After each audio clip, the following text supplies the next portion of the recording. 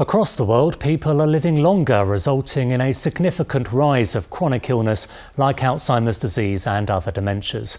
In order to educate the public, Alzheimer's New Zealand are investing in new initiatives, as well as providing resources and support for those living with dementia and their carers to ensure they have the best quality of life possible. Tristram Clayton reports.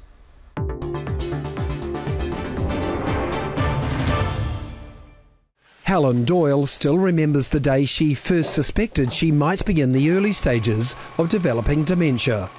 I was at a conference in Melbourne for archivists. I'd been doing archival work for about 12 years, and I realised that although I was very interested in what was going on, there was no way at the end of a morning or an afternoon I could recall the topic. A nurse friend suggested she see her GP, and when the tests came back, Helen's suspicions were confirmed.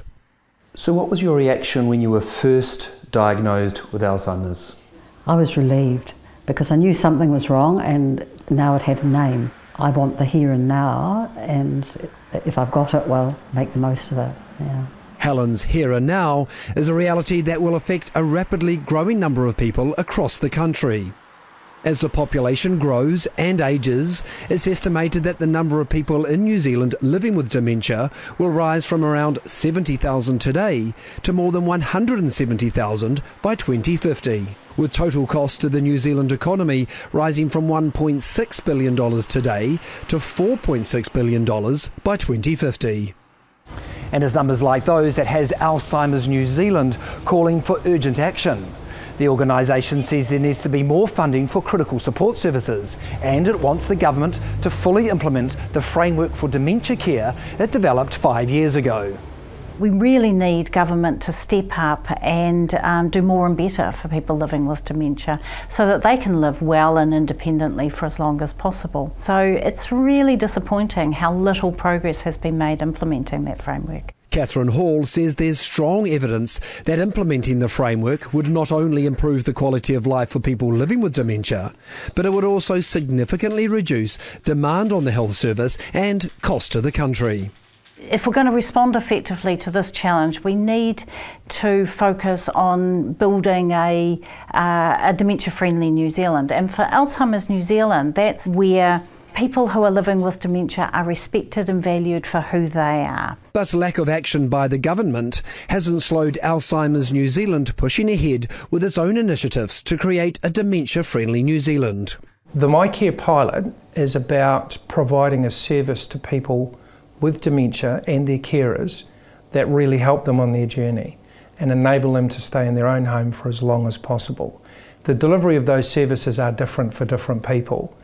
In many cases it can be as simple as transportation. Hello. Hello. Hi Mike, hi Leslie. For Mike and Leslie Bailey, the pilot has been critical in ensuring they continue to lead independent and fulfilling lives despite living with dementia by helping with transport.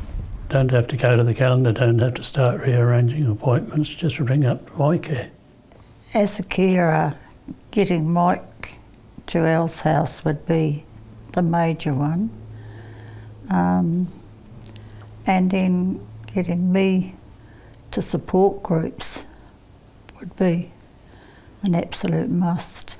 In support of this work, drivers from the Driving Miss Daisy service are signing up for Alzheimer's New Zealand's Dementia Friends program.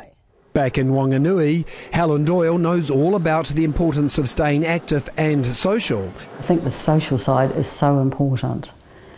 And my friend, Maxine, has said that she's noticed a difference since I've come to live here. Maxine Pringle knows there will be many challenges in the years to come, but believes Helen's attitude and the support they both get from Alzheimer's New Zealand will see them through. I think that we are on the right track. I think it is the scary bit is that society won't accept people with dementia, but you don't have to treat them differently necessarily. They're still a person. See a person, not a disease. I think there's ways of encouraging each other to keep on keeping on. Today's the day.